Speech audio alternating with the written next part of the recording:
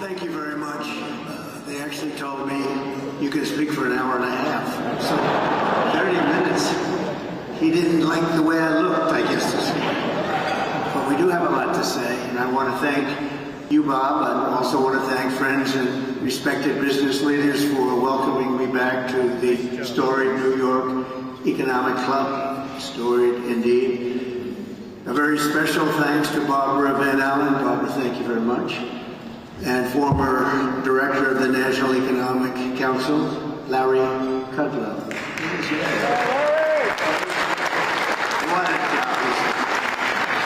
job he's done. Former chair of the Council of Economic Advisors, Kevin Hassett. Ambassador Robert Lighthizer, terrific person. Former Secretary Wilbur Ross. Former Treasury Secretary Steve Mnuchin, former SEC Chairman Jay Clayton, Ambassador Woody Johnson, Senior Advisor Stephen Miller, my friends and respected business leaders all, John Paulson, Jamie Dimon, Steve Witkoff, Steve Schwarzman, Scott Bessent, Jeff Sprecher, Richard Kurtz, former head of the World Bank, David Malpass, and the two co-chairs of my presidential transition team that are being inundated with phone calls and requests, Linda McMahon and Howard Lutnick. Thank you. Thank you very much. As we gather today, we have an economic disaster on our hands. We have an economy in crisis, a failing nation, a nation in serious decline under the radical policies of my former opponent, Joe Biden, and my new opponent, Kamala Harris. 1.3 million workers have become unemployed in the past 12 months. I don't know if anybody knows that. The typical American family has lost over $28,000 due to rampant and record-setting inflation. Credit card debt has reached the highest in history, with more than 1 in 3 Americans reporting they have maxed out their credit cards. They've maxed out. Families now need to earn an estimated $110,000 a year to afford a typical home, meaning 65% of households are locked out of buying just an ordinary house. Gasoline prices, grocery prices, electricity prices, mortgage rates, and virtually everything else are up 30 to 100% since I left office. 8.4 million Americans are now working second jobs, the highest in more than 30 years. The real wages of African American workers are down by over 6%, a short period of time. The real incomes from Hispanic men are down 6.6%, or $3,600 per year. And on top of that, African Americans and Hispanic American jobs are under massive threat from the invasion taking place at our border. They're taking the jobs of Hispanic Americans, African Americans, and nobody talks about it. But I won't let it happen. Yet after presiding over the border, the worst in history for any country, there's never been a border like this. 21 million people, we project. This total economic catastrophe, the border czar, Kamala Harris, has now been slotted in by the Democrats to be reelected.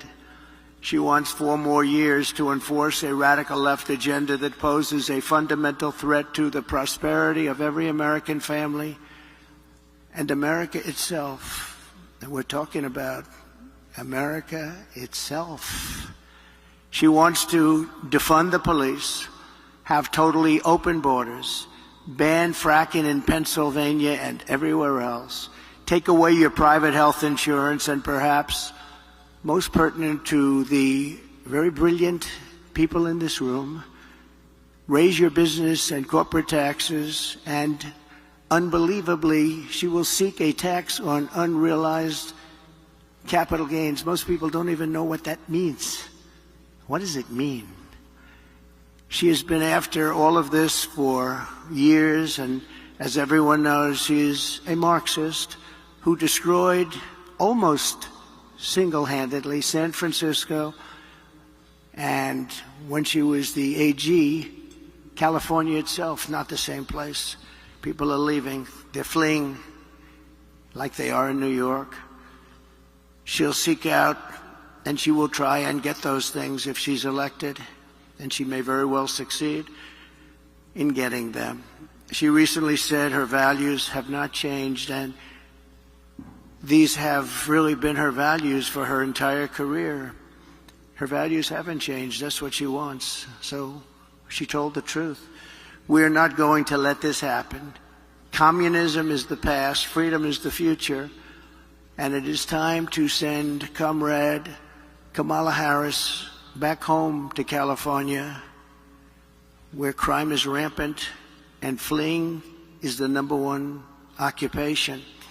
I'm here today to lay out my plan to rescue our country from this nightmare and to bring back to its citizens the American dream, bigger, better, and stronger than ever before. 8 years ago, I came before you as a candidate for president and shared my vision to end the stagnation and return to rapid growth. That's what we did.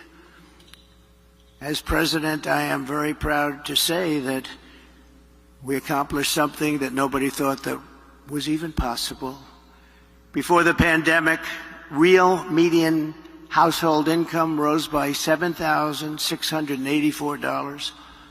And even after the pandemic, annual incomes were up $6,400. The average American household saw a $197,000 increase in real net worth in 48 months. For the bottom 50% of households, average wealth more than doubled, increasing by 121%. Lowest income people benefited the most. After 12 years of decline, we added nearly 7 million new homeowners. Never happened before. And in 3 years, we created 7 million new jobs, 260% more than projected when I took office. When I took office, they said you couldn't hit those projections, and we were 260% higher than what we said we could do. From the day I won to the day I left, the S&P 500 increased by 80%, and we did it all with virtually no inflation. We had virtually no inflation. Think of that. Who could believe that? I delivered the largest tax cuts and reform in American history by far, slashing rates for working families and cutting the business tax from the highest in the world. We had the highest in the world, 35%, and actually, when you add local and state numbers that were getting close to 50, but much, much higher, nobody's ever seen. We brought it all the way down to 21%, which everybody said was impossible to do. And I heard it from everyone. They said, you'll never be able to do that. And I got it down to 21%. I cut a record number of job-killing regulations. In 4 years, we cut more regulation than any president in the history of our country, by far. I'm proud to be the only president in modern history to achieve a net regulatory reduction during my term, and it was a substantial reduction, and for every regulation we added, we cut more than 5.5 regulations. We unleashed American energy, and within 3 years we had increased domestic oil production by 47%, and we were just getting started. The price of gasoline was $1.87 a gallon. Doesn't that sound good right now? We negotiated and renegotiated more than 50 trade agreements with other countries that were taking advantage of us, as they all do, to protect the American worker and to open foreign markets, and we did a great job. I ended NAFTA, the worst trade deal ever made in the history of our country, and replaced it with the USMCA, perhaps the best trade deal ever made in history. That's Mexico and Canada. I stood up to China like no one else before me. No one came even close. And I saved the U.S. auto industry from obliteration with a 27.5% tariff on all Chinese cars that remains in place to this day. They want to take it off, but they can't because, number one, it's too much money, and number two, we would be invaded by Chinese cars on top of the other invasions that are taking place. Without it, our auto industry would be dead. And now I am going further. We will bring our automaking industry to the record levels of 37 years ago. And we'll be able to do it very quickly through tariffs and other smart use of certain things that we have that other countries don't. For 4 straight years, I fought for American workers like I would fight for my own family. I took care of our economy like I would take care of my own company. In every decision I asked, will I create jobs here or will I be sending jobs overseas? Will it make America richer and stronger or will it make our country weaker and poorer? I always put America first every single time. And when our country was hit by the China virus, we saved the economy. We rescued tens of millions of jobs. And after COVID, I handed Kamala and Joe the fastest and strongest recovery ever recorded, nothing even close. With 1.4% inflation, the 30-year mortgage rate was at 2.4%, and the highest stock market in history. This is despite the pandemic. To date, I handed them back the highest stock market to date, after having just suffered with the rest of the world a pandemic, the likes of which nobody had ever seen before. We did an incredible job, and remember, far more people died of COVID under Biden-Harris than under President Trump. Many, many more people. We delivered an economic miracle, which Kamala and Joe turned into an economic disaster, just like they turned the border and indeed the whole world into a catastrophic surrender.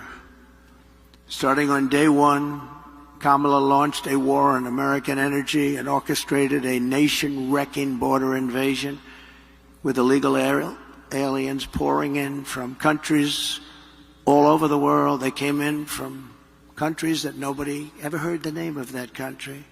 Those countries, from their prisons and jails, there is a difference, from mental institutions and insane asylums, as well as record numbers of terrorists, human traffickers, and sex traffickers. Numbers that we've never seen before taking place over the last 3.5 years. Then Kamala cast the deciding votes on trillions of dollars in wasteful spending, which together with their terrible energy policies gave us the worst inflation perhaps in the history of our country. Nearly 2/3 of the jobs created under the Harris-Biden administration were bounce-back jobs. Bounce back. They were bounce-back jobs that I handed them from before the pandemic. This happens with pandemics. You have bounce-back jobs. The pandemic comes and it goes, and those people go back to their jobs. And just last week, Joe Biden admitted that on social media. I don't know if he knew what he admitted, but that's what it said. I wonder who drew it. Perhaps that person is no longer employed by the Democrats. But right now, it's even worse than that. Under Kamala Harris's policies, 3 million workers are now missing from the job force compared to 2020. 3 million workers, that's a lot. Over 500,000 fewer people have full-time jobs today than just 1 year ago, and 100% of the net job creation in the past year has gone to illegal migrants. Think of that. 100% of the jobs created under this administration has gone to illegal migrants that came into our country. Joe Biden and Kamala Harris formed the worst presidency and vice presidency by far in the history of our country.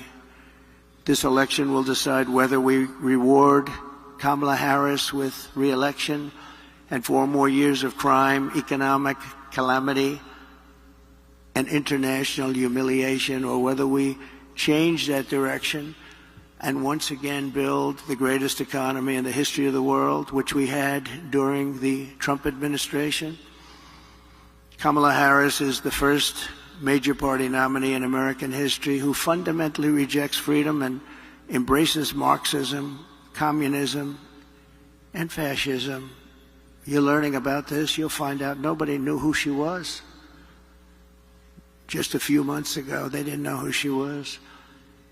She is promising communist price controls, wealth confiscation, energy annihilation, reparations, the largest tax increase ever imposed, and mass amnesty and citizenship for tens of millions of migrants who will consume trillions of dollars in federal benefits and destroy Social Security and Medicare. They will be destroyed.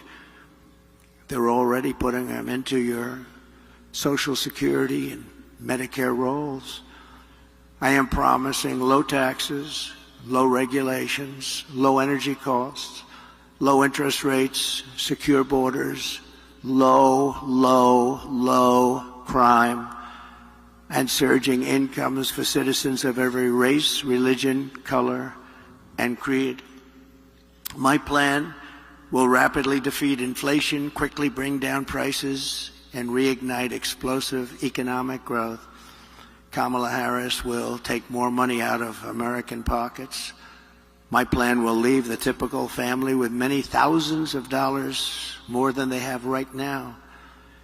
First, I will end Kamala Harris's anti-energy crusade and implement a policy of energy abundance, energy independence, and even energy dominance. We have more liquid gold under our feet than any other country, including Russia and Saudi Arabia.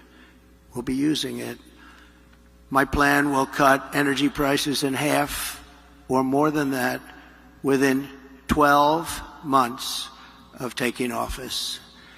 It will be an economic revival of our country like no one has ever seen before. Energy was what caused our problem initially.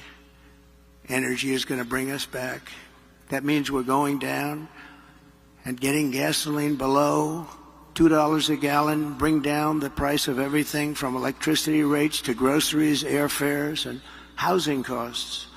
That's why OPEC and the Arab nations, and we're very honored to have some of my friends here with us today from that part of the world, but they're working very hard despite being here, that I not be your president. They don't like me. Meanwhile, Kamala Harris can't bring down the price of anything because her energy policies are driving up the cost of everything. Everything is up, way up. Starting on day one, Harris and Biden opened up the Russian pipeline called Nord Stream 2, which nobody have ever heard of until I got involved and said, what about Nord Stream 2? And nobody knew what I was talking about. Largest pipeline in the world, Russian pipeline. But I had it closed. It was shut down. Putin was not happy. We shut it down. They came along, and the Keystone XL pipeline was shut down by them. So they shut down the Keystone, and they immediately gave Russia the right to start rebuilding the Nord Stream 2, the biggest pipeline you've ever seen. We re-entered the horribly unfair to the United States through them when they came back Paris Climate Accord, so unfair to us. We pay trillions of dollars. Other countries pay nothing. As soon as he came back, he went back into it. I got us out of it and reduced the area of the federal lands available for drilling by 80%. I did that. If I was president, oil production today would be 4 times higher than it is right now. would have been 4 times higher. Right now, we'd be doing 4 times as much. And remember, we had ANWR, perhaps the largest drilling site in the world in Alaska, which everybody wanted to get approved, but they were unable to do it. Ronald Reagan fought so hard to get ANWR. He couldn't do it. And it was easier in those days than it is today with all of the environmental concerns. But they came in their first few days in office, they terminated ANWR, amazingly. Biggest drilling site, we think, in the world, bigger than Saudi Arabia, bigger than Texas. We got it, and they terminated it.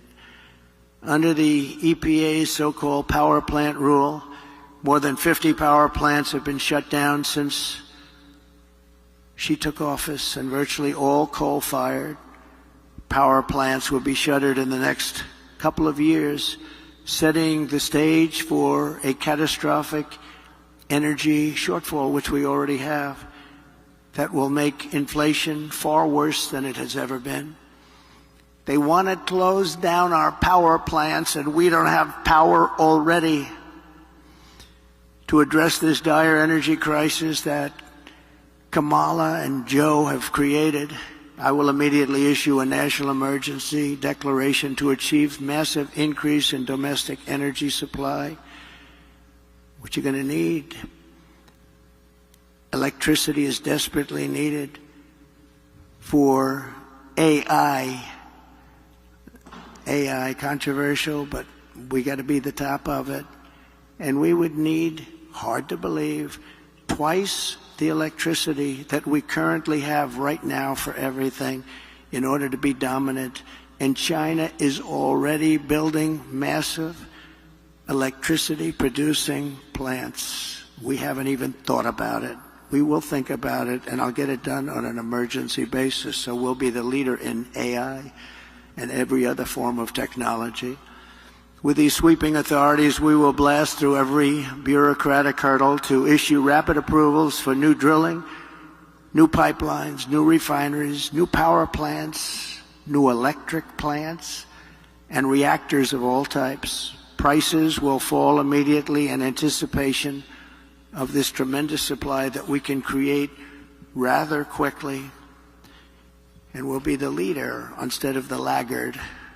Second, to further defeat inflation, my plan will terminate the Green New Deal, which I call the Green New Scam, greatest scam in history probably, a $10 trillion scam that we waste. We throw like throwing money right out the window. It actually sets us back as opposed to moves us forward. And rescind all unspent funds under the misnamed Inflation Reduction Act, which the Democrats agreed after it was approved that it wasn't for that purpose, it was for other purposes like giveaways. Kamala spent $7.5 billion to build 8 charging stations. Think of a charging station like a fuel pump with electricity coming out of it. 8 charging stations in the Midwest for electric vehicles cost billions and billions of dollars. 7.5 billion, they think, but the costs are still going, and 3 of them don't work and never will, probably. Other than that, it's worked out quite well. I will end the electric vehicle mandate, stop the appalling waste, and save taxpayers an estimated $1 trillion. Third, I will launch a historic campaign to liberate our economy from crippling regulation. My first term, I pledged to cut 2 old regulations for every 1 new regulation, and we did much better than that, as I've said. Yet over the past 4 years, Kamala has added $6,300 a year in regulatory costs onto the backs of the typical American family. Think of that.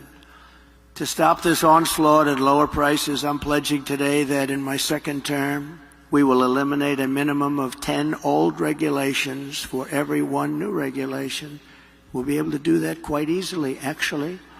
And instead of attacking industries of the future, we will embrace them, including making America the world capital for crypto and Bitcoin.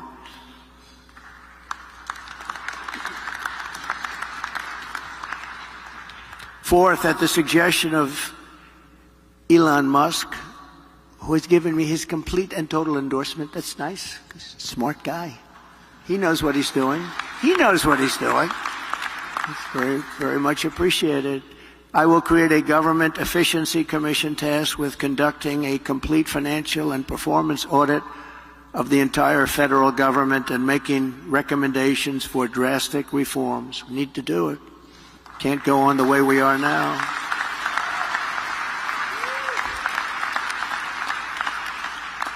And Elon, because he's not very busy, has agreed to head that task force. Be interesting. If he has the time, that'll be a good one to do it.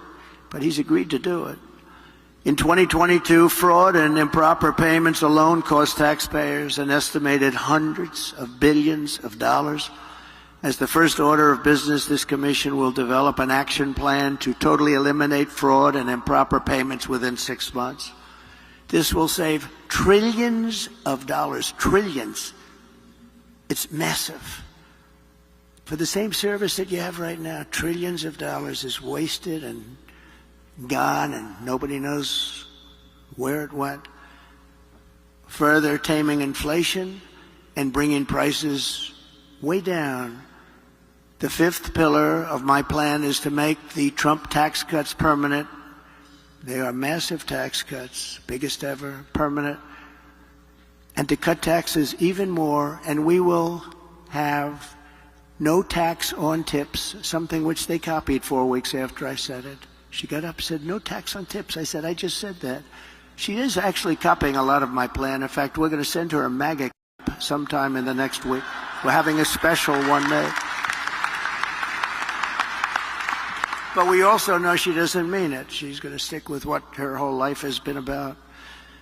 And also, no tax on Social Security benefits. People on Social Security have been wiped out by inflation, and now on top of it, we tax their benefits. We're not going to tax their benefits. We have so many different ways of making so much money. This country, the potential is so incredible. We don't have to take it away from people on Social Security. We're not going to do that. We're going to save Social Security. She's going to destroy Social Security. Under the Trump administration, we proved that targeted tax cuts do not increase the deficit. They reduce the deficit by growing the economy and raising revenue. After we gave the massive tax cuts, we took in the following year with a much lower rate, billions and billions of dollars more than we did the previous year with a high rate. Think of that. So with a much lower rate, we took in more money because people were incentivized. Corporate tax revenues are 31% higher today than before my tax law was signed. With all of those cuts, 31% higher.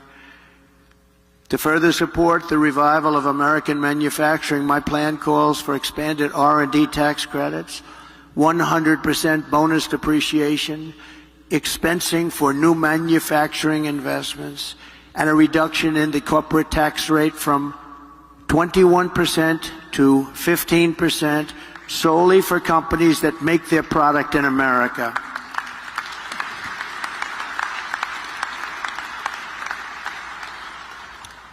You have to make your product in America.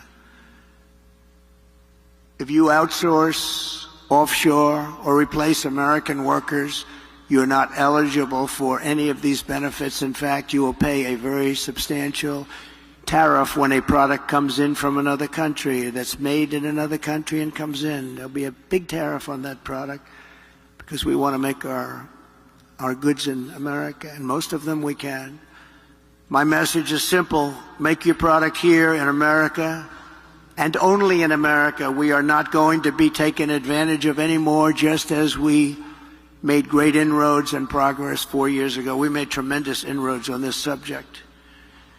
We're not going to watch our wealth and jobs get ripped away from us and sent to foreign countries, which is what's been happening for many, many decades with us.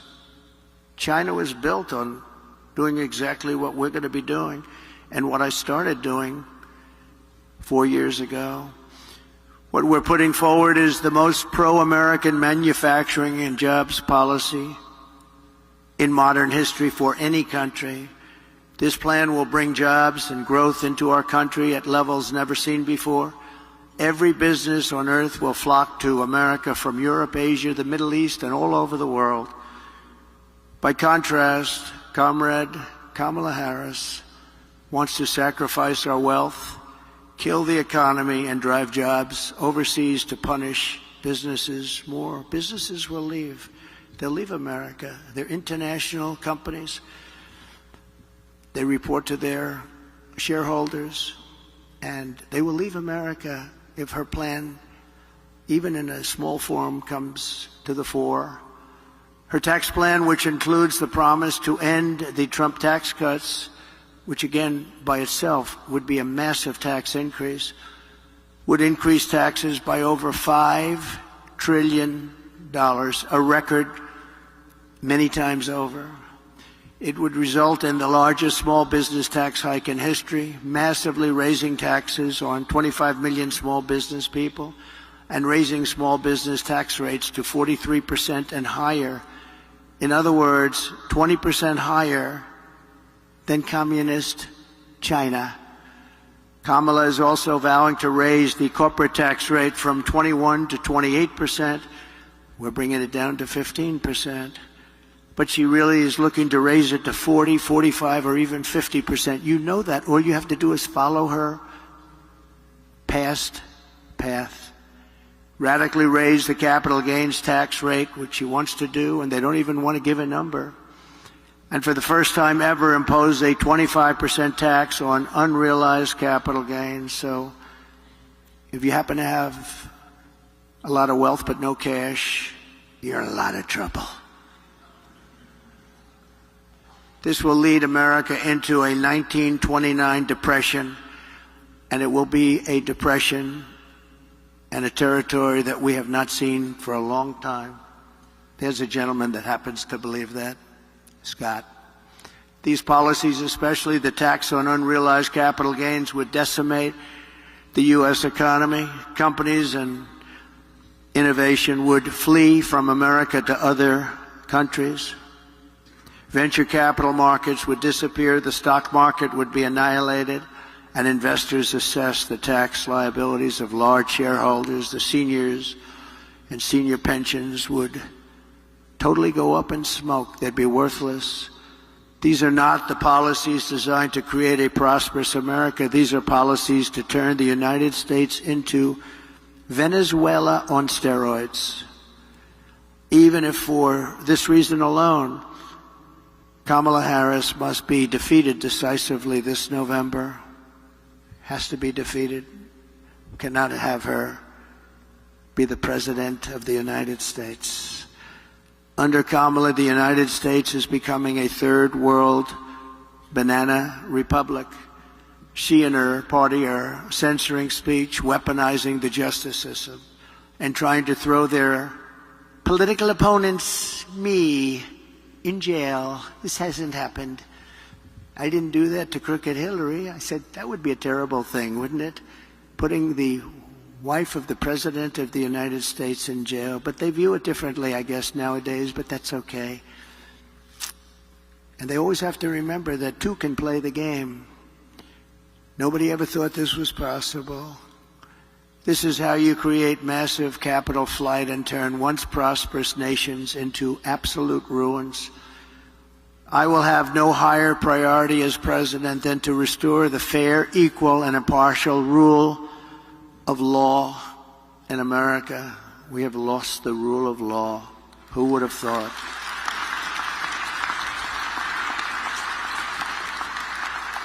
Number 6, under my leadership, America will encourage domestic production instead of punishing it. As you know, our country's vast manufacturing wealth was created at a time with very little domestic taxation, few regulations, and most revenue came from tariffs from other countries. That was when we were at the wealthiest ever, proportionately. We were the wealthiest country ever during those days. That was before income tax came along. Now we foolishly do the opposite. We impose lower tariffs and no tariffs on foreign producers. We have the lowest tariffs of any nation in the world, and we relentlessly punish our own companies for doing business in America. You do business in America, you're punished tremendously. I had many, many companies come to me, sir, I can't compete. They're sending kitchen cabinets, washers and dryers, everything. I can tell you, every motorcycles, they're sending them here, sir. We can't compete. And I made it so they could compete and thrive. Every one of those people, we should get them up and talk to you one day, because every one of those people comes up to me, and every time I see them, they hug me, they kiss me, they love me, because I saved their businesses. I intend to reverse this model and once again turn America into the manufacturing superpower of the world. We can do that just with being intelligent. The key to this effort will be a pro-American trade policy that uses tariffs to encourage production here and bring trillions and trillions of dollars back home. And you know what? We deserve it. We've been helping other countries get rich at our expense. For the last 50 years, we've been pouring our money into other countries, getting nothing for it. We protect them militarily. We do so much for them. We get nothing. My plan is that if you open your factory in Wisconsin, Pennsylvania, Michigan, Minnesota, anywhere else in our country, you don't pay a tariff tax. You don't pay a tax. You're going to make the product here.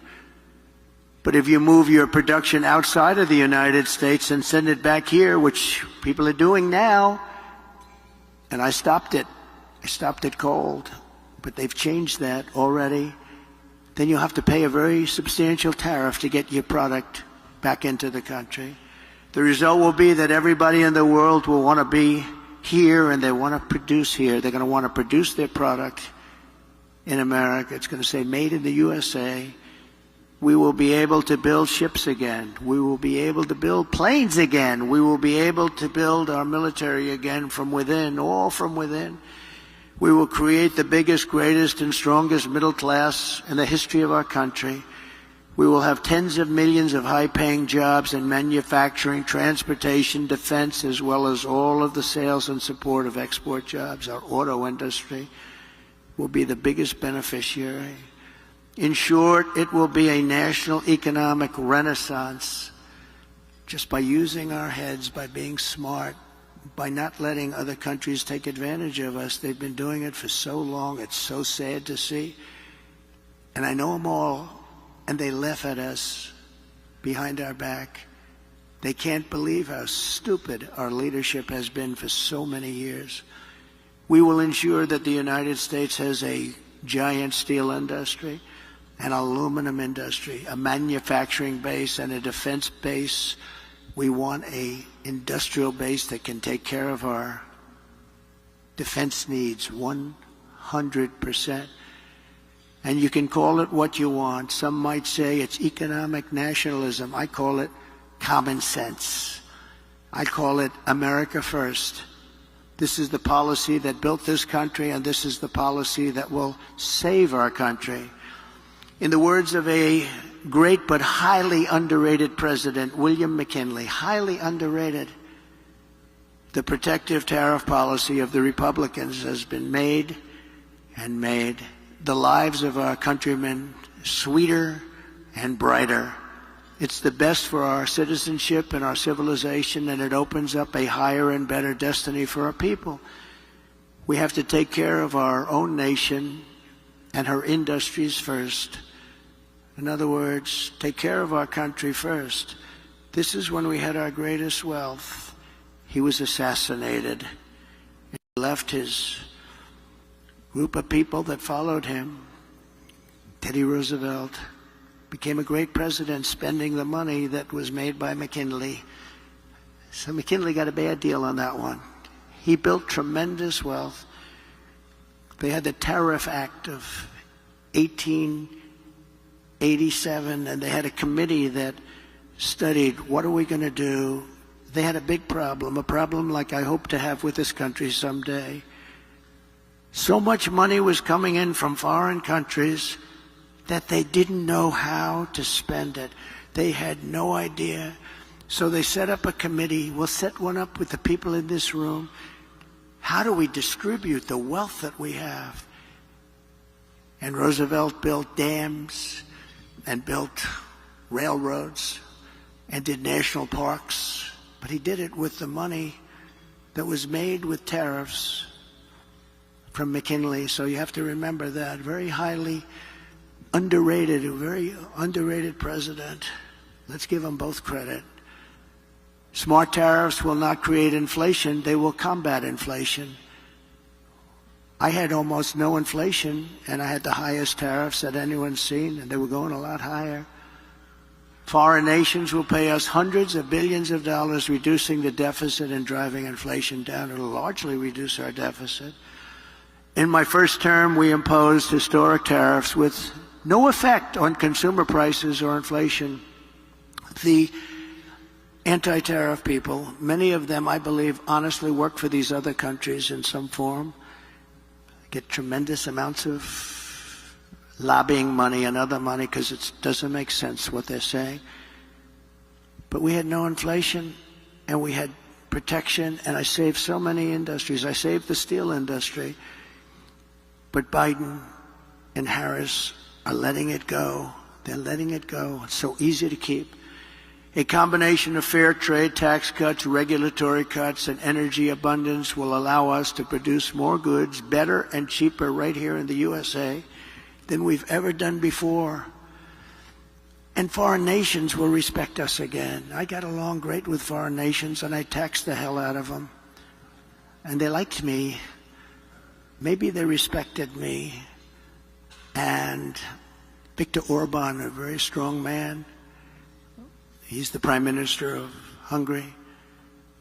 He said the only thing missing from the world right now is President Trump. He kept the world safe because everybody was afraid of him. I don't like that term, but that's the term he used. I would like to say respected him and respected our country, but he didn't say that. He said everybody was afraid of him. He said China was afraid, Russia was afraid, they were all afraid. Kim Jong-un, I got along great with him.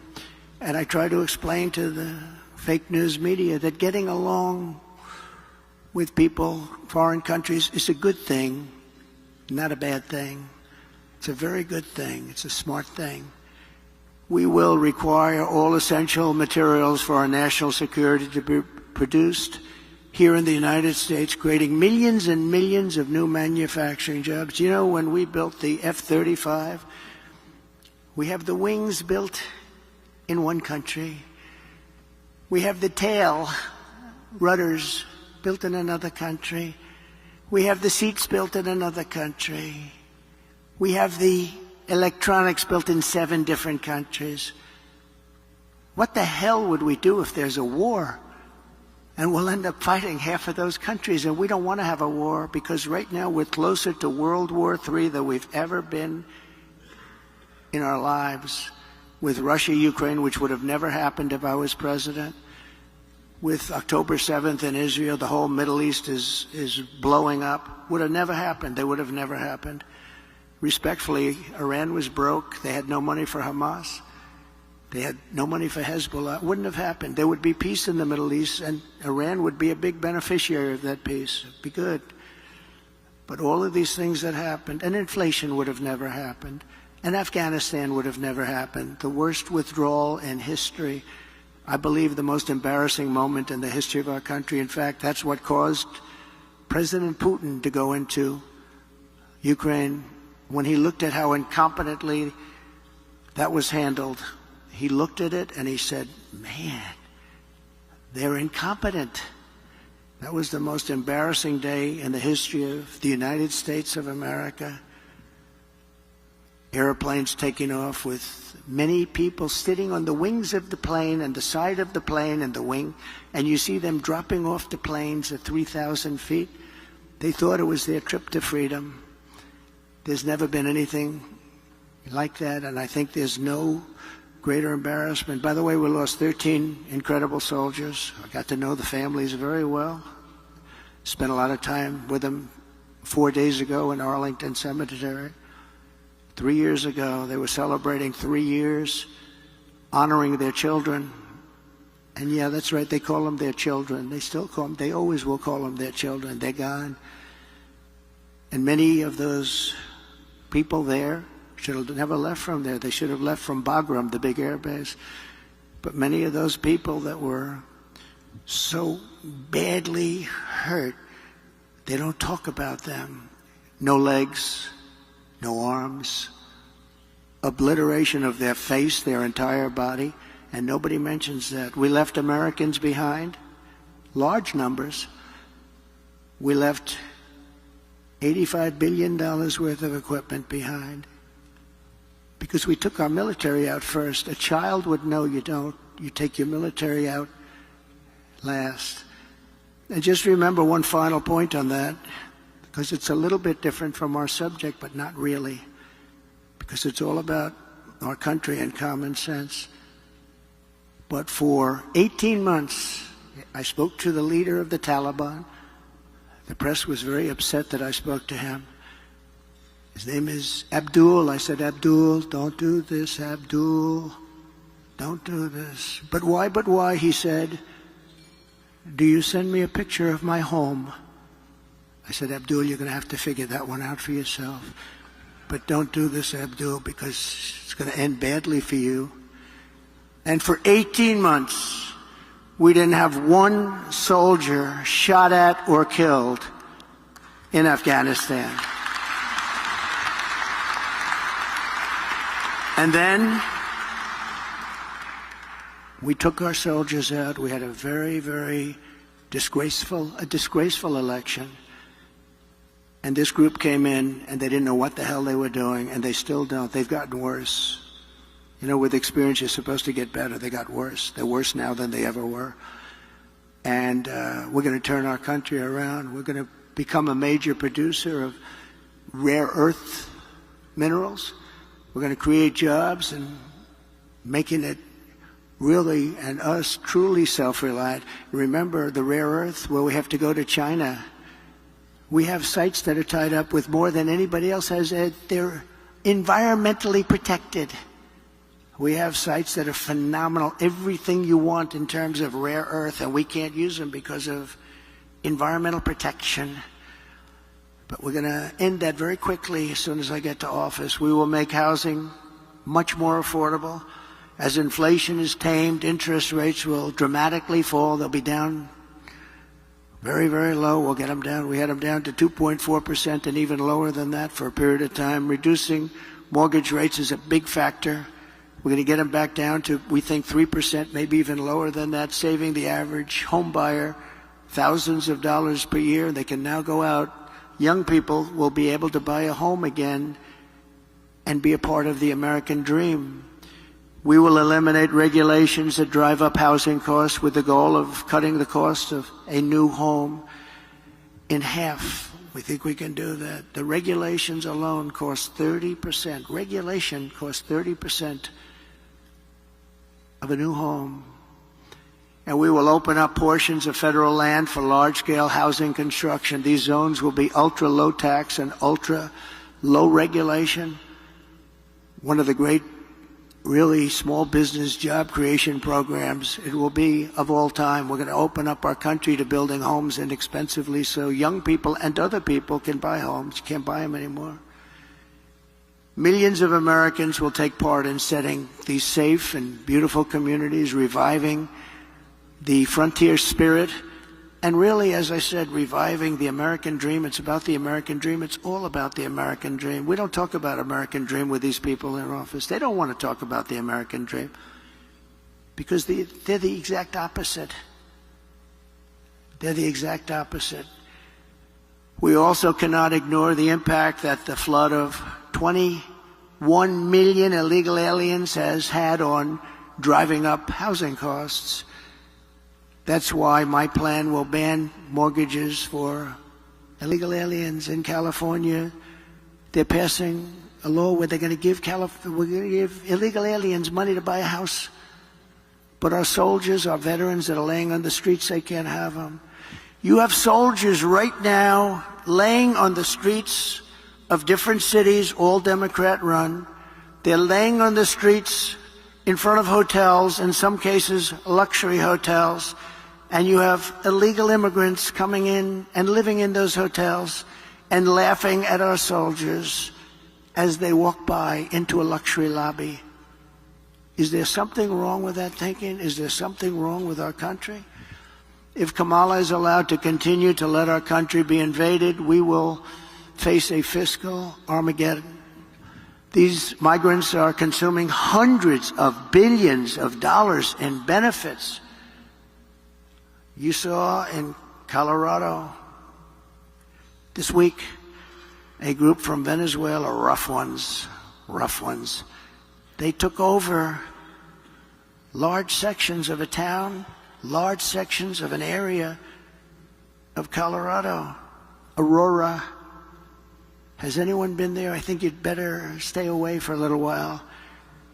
They had AK-47s, the ultimate guns, AK-47s. They can blow lots of people away real fast. And the sheriff didn't want to touch him. Nobody wants to touch him. Sheriff, there's 18 Venezuelans attacking my building. Would you please come over and straighten out the situation? He's got a deputy. You know what they say? Well, no thanks. Let's call in the military. They're taking over. And I said this 4 years ago when I realized they wanted open borders. And it's happened. It's happening now in Chicago. They're taking over sections of Chicago.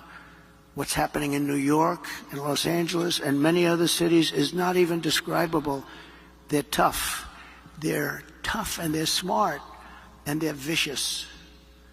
Don't forget, they come from the prisons and they're the bad criminals on the streets. Caracas, Venezuela, has almost no crime. Next year, I'm going to suggest that the Economic Club hold its meeting in Caracas because we'll be safer than we are in our country if they win. We'll be far safer. But crime in Venezuela is down 72% because they've taken all of their criminals off the streets. Not all of them. They still have some left, but they're coming in rapidly by bus and by plane. They're coming into our country. And we're dumping them in our country, and they say, if you come back, we will kill you. And they're not going back. We got them. But they're going back if I'm president, I guarantee you that. They're going back fast. And now Kamala wants to give them food stamps, housing assistance, welfare, Medicaid, Medicare, Social Security, and destroy all of those programs. You will destroy those programs. That is why I will ask Congress to pass legislation barring all taxpayer-funded benefits to illegal aliens. And by the way, when you do that, they won't come. They're coming now because they realize they've never seen wealth like this. They're getting things that they could never get. They're coming for that reason. If you stop that, you'll be dropping the flow by 80%. I think even more than that. They're coming because they're taken care of. Let's put them in a luxury. Let's put them in the Waldorf Astoria. That's a nice place. I will stop the invasion and send criminal illegal aliens back home. And when we do all of this, we will be so successful. We'll create America's own sovereign wealth fund to invest in great national endeavors for the benefit of all of the American people. Why don't we have a wealth fund? Other countries have wealth funds. We have nothing. We have nothing. We're going to have a sovereign wealth fund, or we can name it something different. I'll talk about it with Mr. Paulson, who's in the audience, and a lot of other friends of mine.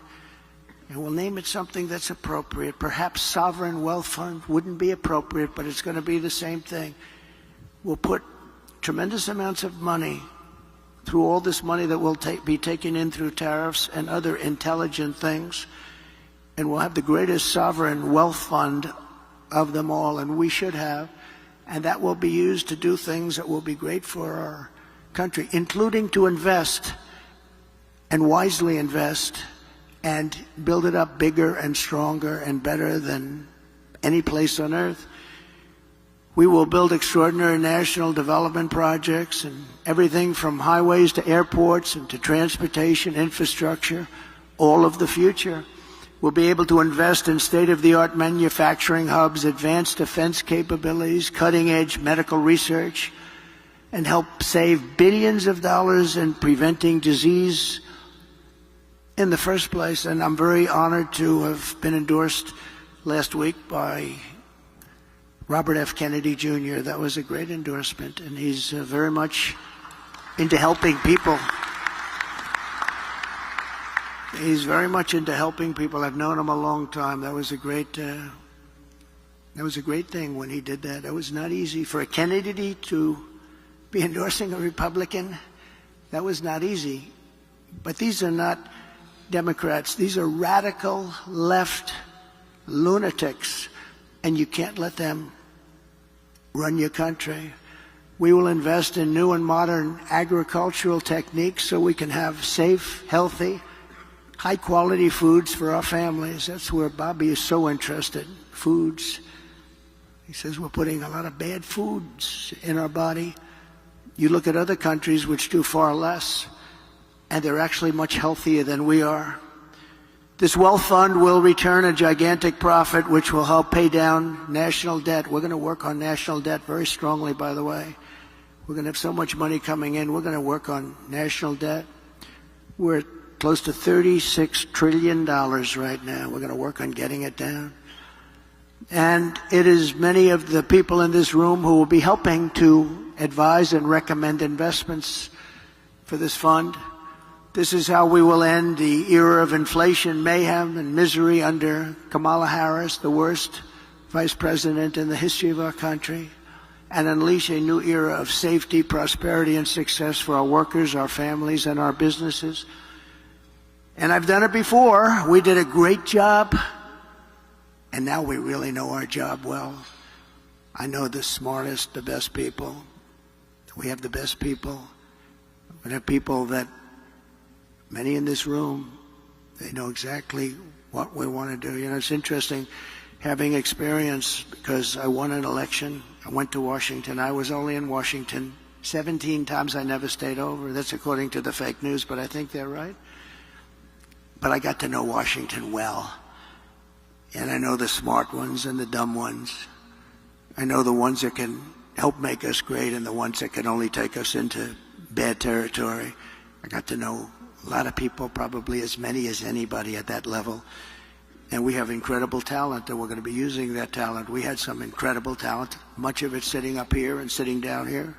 They did a great job on trade. Bob Lighthizer, so many other people did such a great job. We rebuilt our military.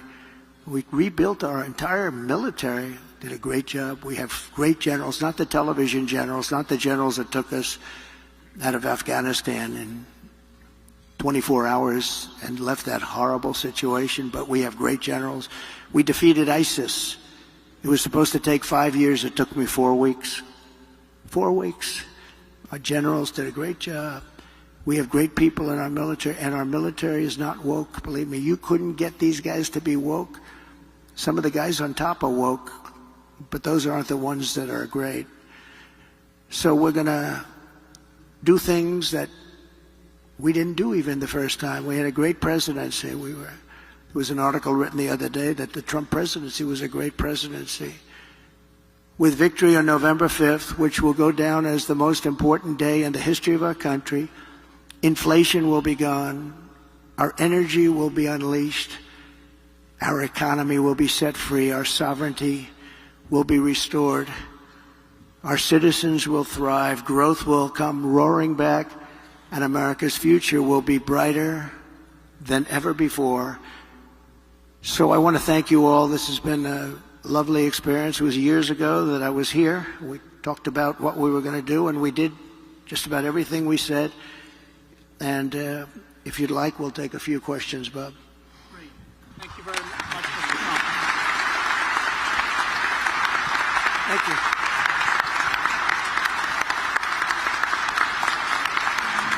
Thank you very much.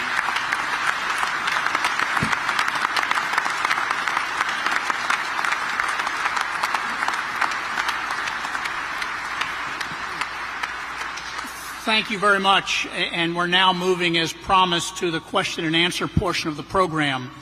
Our four very able questioners today are H. Rajan Cohen, the Senior Chair of Sullivan and Cromwell, Sandra Gerber, Founding and Managing Partner, CEO and CIO of Hudson Bay Capital, Mr. John Paulson, founder of Paulson & Company, and Rashma Sanjani, founder and CEO of Girls Who Code and Moms First. we're going to go in alphabetical order, and therefore, Raj, you have the first question. Thank you, Bob, and thank you, Mr. President. Thank you. I would like to ask about the United States economic sanctions programs. These programs have been used, as you well know, to advance our national security interests, our foreign policy objectives, but they also have economic implications. And the most recent was the program against Russia in response to their invasion of Ukraine, where for once we got the support of all our allies. So my specific question is, would you strengthen or modify any of these economic sanctions programs, particularly Russia, including the pipeline you mentioned? Well, it's a great question. The problem with what we have with sanctions, and I was a user of sanctions, but I'd put them on and take them off as quickly as possible, because ultimately it kills your dollar and it kills everything the dollar represents, and we have to continue to have that be the world currency. I think it's important. I think it would be losing a war if we lost the dollar as the world currency. I think that would be the equivalent of losing a war. That would make us a third world country, and we can't let it happen. So I use sanctions very powerfully against countries that deserve it, and then I take them off. Because look, you're losing Iran, you're losing Russia. China is out there trying to get their currency to be the dominant currency, as you know better than anybody. All of these things are happening. You're losing so many countries because there's so much conflict with all of these countries that you're going to lose that, and we can't lose that. So I want to use sanctions as little as possible. One of the things that we have with tariffs is that I'll say to them, you don't honor the dollar as your world currency. Is that right? You're not going to do it? No, we're not. I said, that's okay. I'm going to put tariffs all over your product. And they're going to say, sir, we'd love to honor the dollar as the world currency. You know, tariffs, in addition to monetary and the money that we'll take in, which will be bigger than you've ever seen in this country before, gives you tremendous political power for something like that, as an example. I stopped wars with the threat of tariffs. I stopped wars with two countries that mattered a lot. A lot of people would have been killed.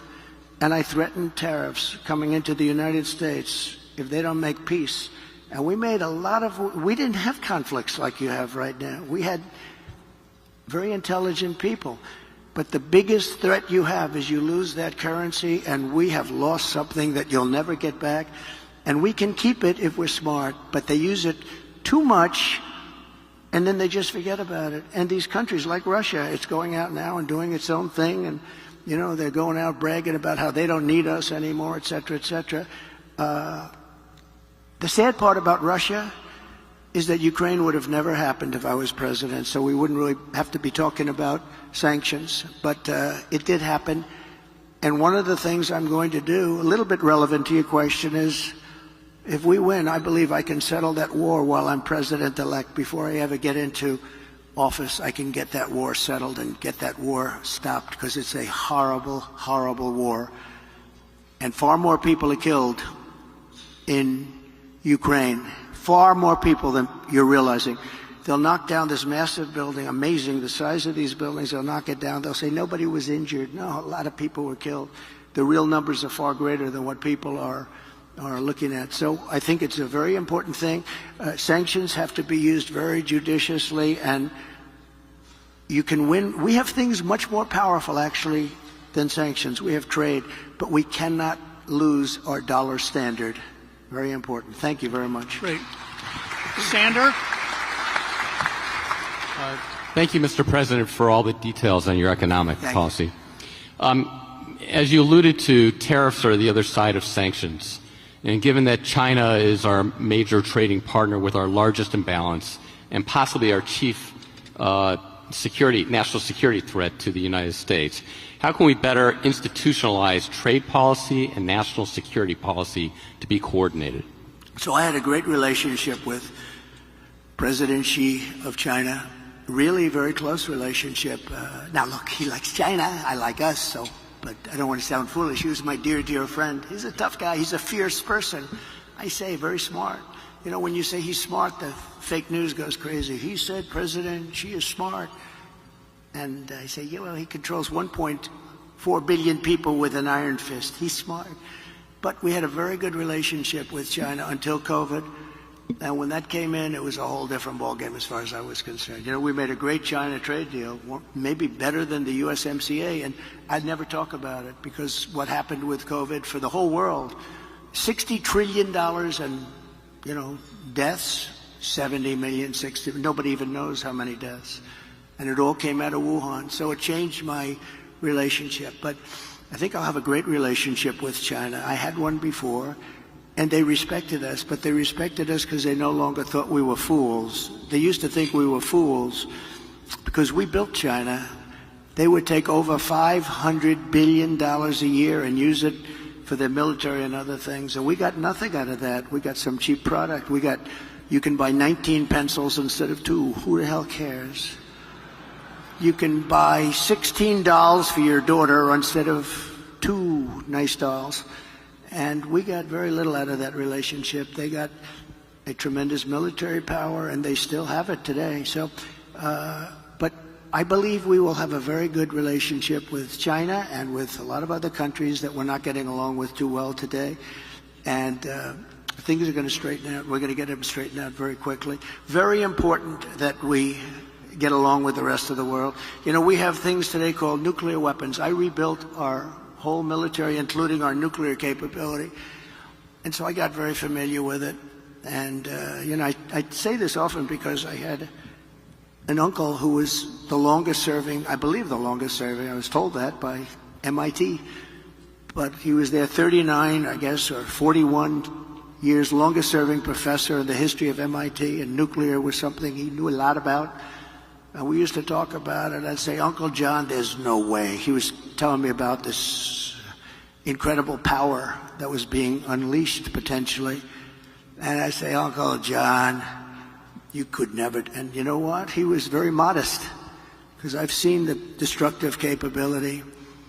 And this world is going to have to get along because if that's ever unleashed, we already have too many countries that have at least remnants of it, some of it. But probably 5 countries, if you think. And Kim Jong-un, when I went to the White House after winning in 2016, I sat with President Obama, which is a ritual. And you sit and you talk. And I said, what's the biggest problem? He said, North Korea is the biggest problem. I don't think it's solvable. I said, have you tried calling him or talking to him? And actually, the answer was yes, and he wasn't responded to.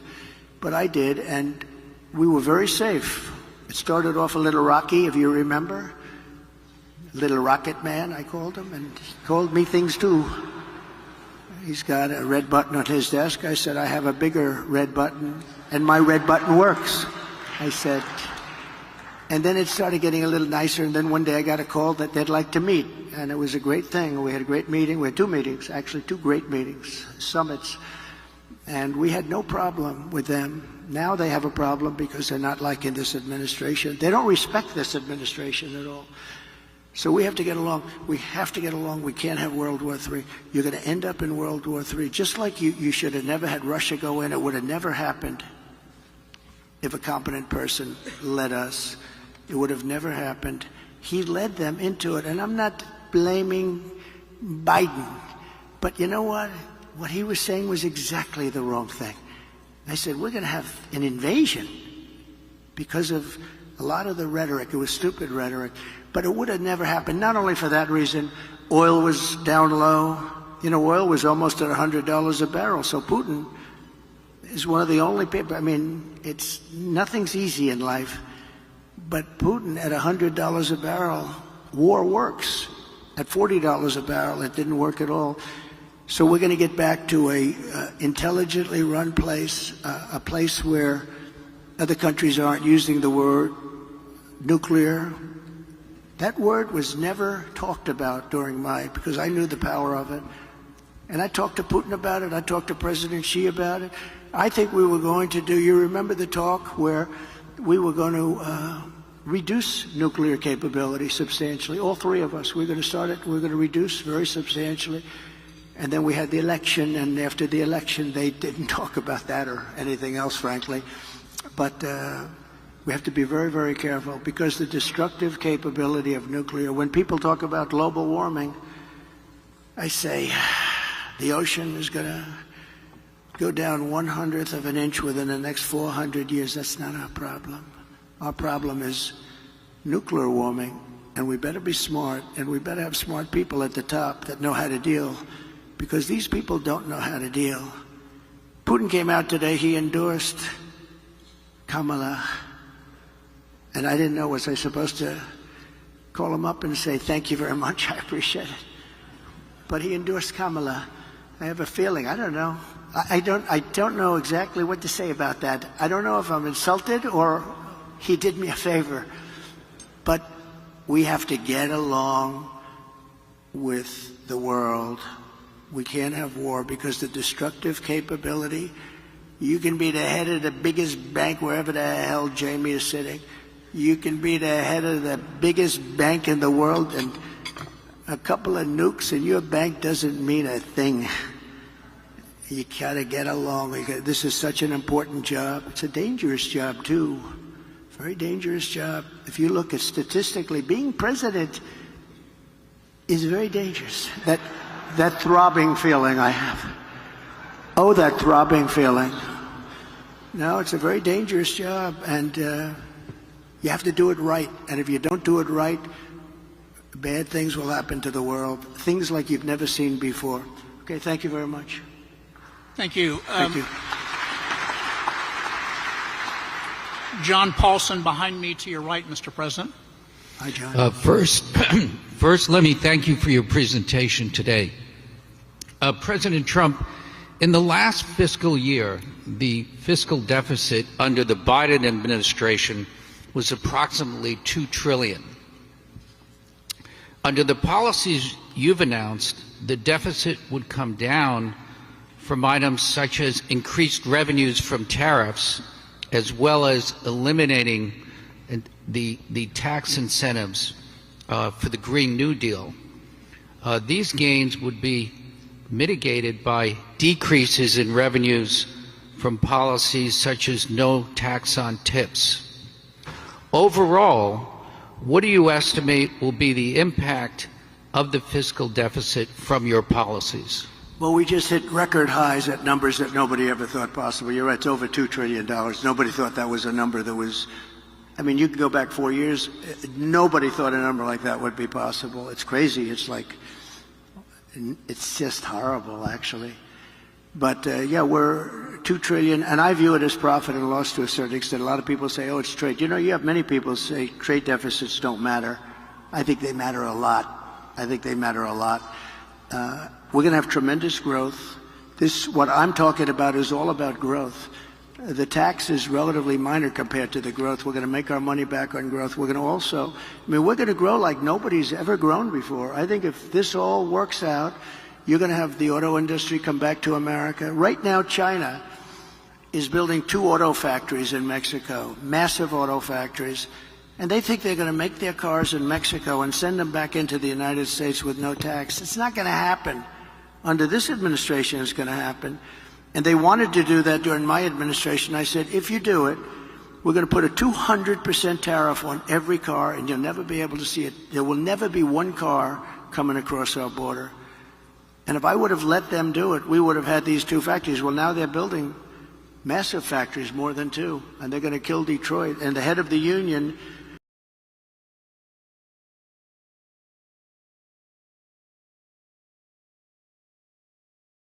also taken in a certain percentage. I won't name the percentage today, but it'll be a certain tariff percentage, which will be higher than people had heard in the past.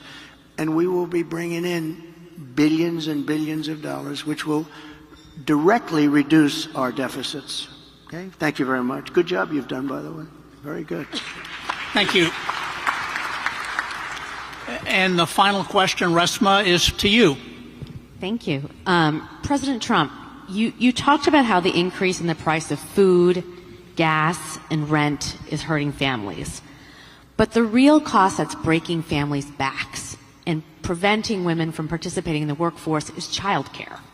Childcare is now more expensive than rent for working families and is costing the economy more than $122 billion a year, making it one of the most urgent economic issues that is facing our country. In fact, the cost of childcare is outpacing the cost of inflation. with the majority of American families of young children spending more than 20% of their income on childcare. One thing that Democrats and Republicans have in common is that both parties talk a lot about what they're going to do to address the childcare crisis, but neither party has delivered meaningful change.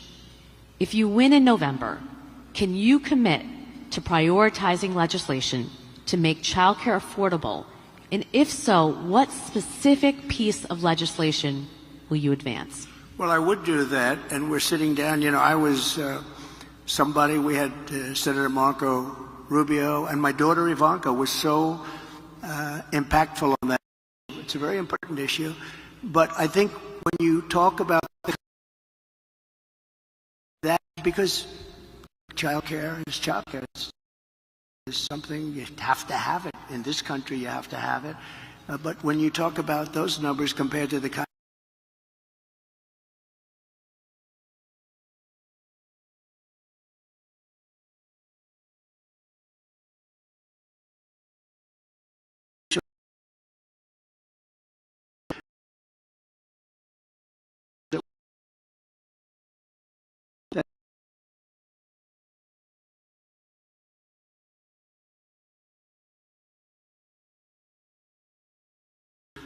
an incredible country that can afford to take care of its people, and then we'll worry about the rest of the world. Let's help other people. But we're going to take care of our country first. This is about America first. It's about make America great again. We have to do it because right now we're a failing nation. So we'll take care of it. Thank you. Very good question. Thank you. Thank you, Ben. Thank you very much, Mr. Trump. It's great that you accepted our invitation to be with us today. Thank you, Raj, Sander, John, and Reshma, for your questions. The President is now going to be leaving the building, and so we want to all stay seated while he and his team leave. But as he leaves, let's all say thank you one more time for him accepting our invitation to be here today. Thank you, Bob. Thank you.